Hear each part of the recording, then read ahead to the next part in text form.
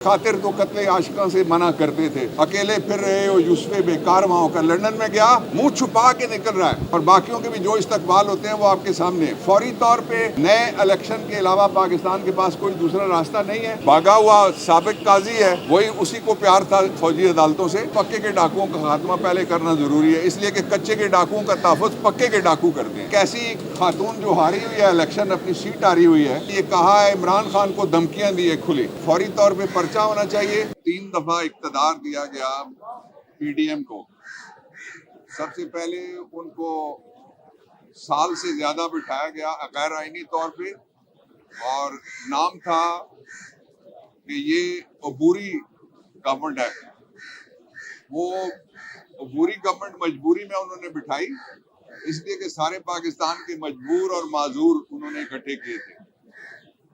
दूसरा फिर अरसा इनका दिया गया हाउस ऑफ शरीफ को, और फिर तीसरा अरसा है ये हाउस ऑफ शरीफ। ये मैं सिर्फ इन 3 सालों की बात कर रहा हूँ।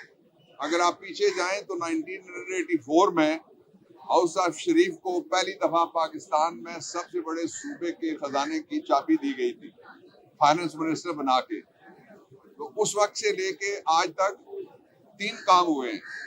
जो पंजाब पुलिस है वो सिर्फ मुजरिमों की सरपरस्ती करती है और वो सिर्फ गरीबों पे मजालिम करती है। ये एक मुकम्मल तौर पे सियासी इदारा है। इसलिए मैं समझता हूँ कि हमारी जब भी गवर्नमेंट आई, इस इदारे को मैं तजवीज़ करूँगा कि इस इदारे को सबको रिटायर करके नई भर्तियाँ की जाएं।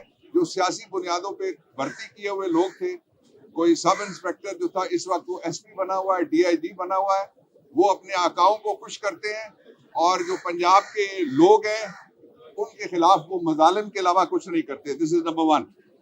दूसरा ये है कि आज जो हमारा रुपया है उसकी वैल्यू ये है कि अफगानिस्तान के अगर आपने खरीदना है एक अफगानी रुपया, तो उसके लिए आपके 4.25 रुपए लगते हैं।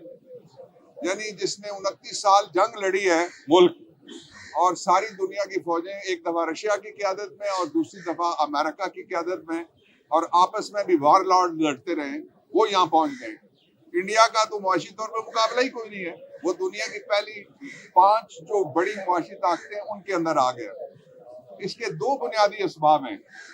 एक ये कि वो लोग जो मनी लॉन्ड्रिंग में, जो मॉडल टाउन में, जो सब्जादार में, जो हर किस्म के जराइम में मुलव्वस है, उनको बार बार हारने के बावजूद इक़्तिदार में बिठाया जाता है। और एक ऐसी खातून जो हारी हुई है इलेक्शन, अपनी सीट हारी हुई है, उसने ये कहा है इमरान खान को धमकियां दी है खुली। इसके ऊपर FIR कटनी चाहिए और इसके ऊपर फौरी तौर पे पर्चा होना चाहिए। ये किसी को इख्तियार नहीं है कि वो कहे कि मैं ये कह के जा रही हूँ कि इसका खात्मा हो जाएगा और इसकी पार्टी का खात्मा।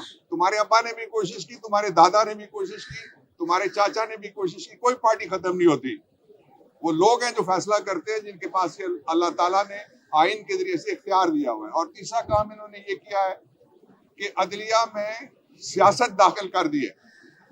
अब जिनके खिलाफ 302 के पर्चे हैं वो बैठ के कमेटी में तय करेंगे कि हाई कोर्ट, 5 हाई कोर्ट्स हैं, उनके जजों ने, और जिनके खिलाफ मनी लॉन्ड्रिंग के पर्चे हैं, जिनके खिलाफ क्रिमिनल रिकॉर्ड्स हैं, कि उनके जजों ने इस साल में ठीक काम किया या नहीं किया। ये 26 कॉन्स्टिट्यूशनल अमेंडमेंट है।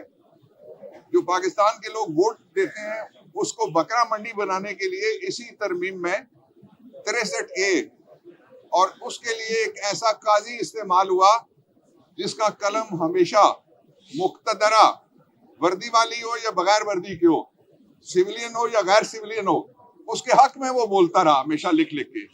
इसीलिए वो कहते हैं ना, किसी खातिर तो कत्ले आशिका से मना करते थे। अकेले फिर रहे हो यूसुफ़े बेकार वहाँ होकर, लंदन में गया मुंह छुपा के निकल रहा है बाहर, और बाकियों के भी जो इस्तकबाल होते हैं वो आपके सामने। फौरी तौर पे नए इलेक्शन के अलावा पाकिस्तान के पास कोई दूसरा रास्ता नहीं है। और जो इमरान खान है उसके खिलाफ तीसरी सेंचुरी मुकदमात की बनाने की कोशिश हो रही है। आप अगर 300 सेंचुरियां भी बना लें, वो 2 मुतालबात से पीछे नहीं हटेगा। एक, पाकिस्तान में सारे इदारे और सारे इदारे का मतलब सारे इदारे उसमें सारे शामिल हैं, वो कानून के नीचे हैं, वो सरकारी मुलाजिम हैं, उनको आपके टैक्स के पैसे से तनख्वाह मिलती है, वो आपकी खिदमत करें, वो हुकूमत ना करें, वो हुकूमत के मामलात में दखल ना दें। ये है उसका एजेंडा नंबर 1।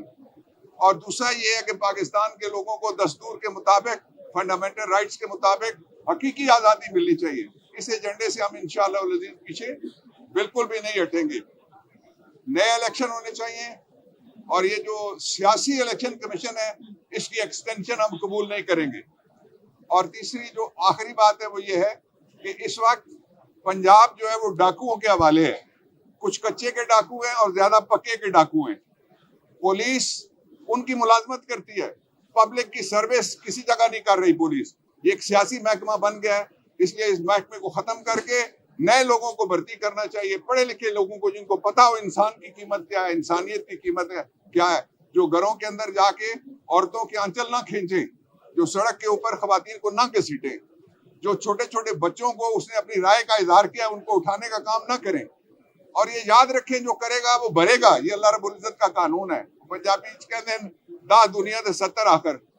जो दूसरों के बच्चों से जालिम करते हैं, मैं नहीं किसी के बच्चे का इस तरह से सोच सकता, लेकिन उनको सोचना चाहिए और शर्म करनी चाहिए, हया और गैरत करनी चाहिए उनको कि तनख्वाह जिससे लेता है उसके ऊपर हमला आवर नहीं होना चाहिए किसी के कहने। ये मैंने नहीं कहा पहली दफा, ये कायदे-ए-आज़म ने 1947 में यही बात कही हुई है सरकारी मुलाजमों के लिए। 26वीं आईनी तरमीम के फौरी बाद 27वीं आईनी तरमीम की बात हो रही है, फौजी अदालतों की बात हो रही है, तो किसको किस नजर से फौजी अदालतों को हम मुस्तरद करते हैं। उनको जो भागा हुआ साबिक काजी है वही उसी को प्यार था फौजी अदालतों से। बाकी आइन में उनकी कोई गुंजाइश नहीं है, सिविलियंस का ट्रायल नहीं हो सकता, नंबर 1।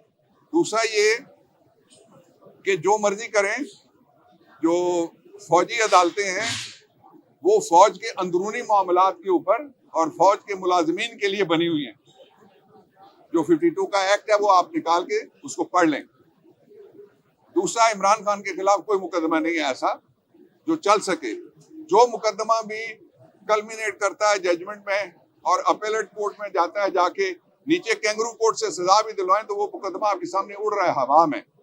इसलिए मैं ये सवाल रखता हूँ लाहौर के सहाफियों के सामने कि आप बताएं कि इस दौर में आपकी जिंदगी आसान हो गई, आपके टैक्स खत्म हो गए, आपकी बिजली सस्ती हो गई, आप गैस का मौसम आ रहा है, चूल्हा नहीं जला सकेगा कोई, तो ये सारे मजालिम करने वाले इकट्ठे करके इन्होंने चढ़ा दिए लोगों के ऊपर। ये सारी हारा हुआ लश्कर है, इन्होंने इलेक्शन हारा हुआ है। मरियम नवाज के बारे में आपने कहा कि बानी पीटीआई को उन्होंने धमकाया, मुकदमा दर्ज होना चाहिए। अभी आप दूसरी तरफ कह रहे हैं कि पुलिस का महकमा ही खत्म कर देना चाहिए। उस पुलिस के पास मुकदमा से क्या तो मुकदमा दर्ज करने के लिए अदालती फोरम भी है। मुकदमा दर्ज करने के लिए CRPC में 2 प्रोविजन है, अदालत भी इंटरवीन कर सकती है। ना मुकदमा दर्ज हो तो फिर हाई कोर्ट भी इंटरवीन कर सकता है। इसलिए हमारे पास एक रास्ता नहीं है, दूसरे रास्ते हैं। लेकिन जो लोग धमकियां दे रहे हैं, इनके बाप दादा भी धमकियां दे के चले गए, कोई डरता नहीं है इनसे।